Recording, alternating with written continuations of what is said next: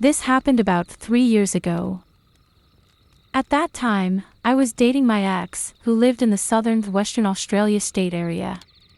We were both pretty outdoorsy, so we typically spent our summer going to lakes and hikes after work to get some sunshine. One day, we decided to check out a different entrance to a lake that we frequently visited.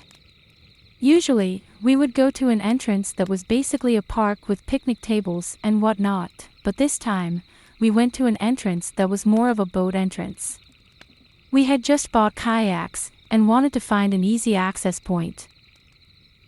This entrance is only about 15 minutes away from her house, but 10 of those minutes was basically a straight drive through some heavily wooded areas with lots of blind curves and corners. We got to the spot at about 3 p.m., and there were about 4 to 5 other cars there, but that one car stood out to me. Once you get to the lake, there is a large gravel parking lot or clearing that is surrounded by trees, and this car was parked in the blind corner that you won't see the car if you were driving in. I thought it was odd, but didn't think much of it. We ended up staying there for 3 to 4 hours, and people slowly started to head home. My ex and I were enjoying the sunset. Then I realized the only cars left were my car and the car that had been hiding in the corner.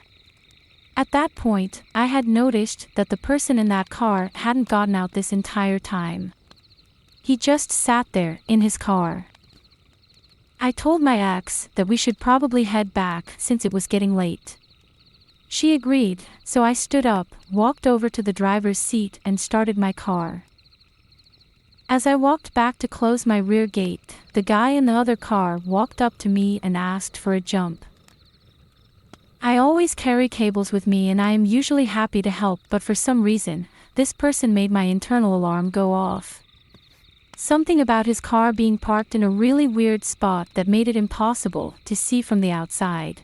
Him not leaving his car the entire time we were there, which was close to 4 hours, and him waiting until there was no one else around in a parking lot that was miles away from a real road to ask for a jump just didn't sit quite right with me. I told him I didn't carry cable, but if he had his own, I would be happy to help him out. He said something about how he didn't know, but he'll check the back seat of his car in case he had any. As he walked back to his car, I quickly walked back and got into the driver's seat and shifted the car into drive. I kept my foot on the brakes, but in my heart, I was ready to floor it out of there. At this point, the guy was doing what looked like rummaging through stuff in the back of his car, and in my mind, I did want to help him if he really just needed a jump, but something just didn't feel right. From where I was sitting, it looked like he kept moving the same thing left to right, as if he was pretending to look for something. Almost as if he was hoping I would walk up closer to ask him what the situation was. This went on for a tense couple of minutes until I decided to just floor it on out of there.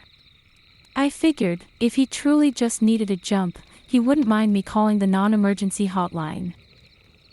Later, the cops went there and didn't find the car.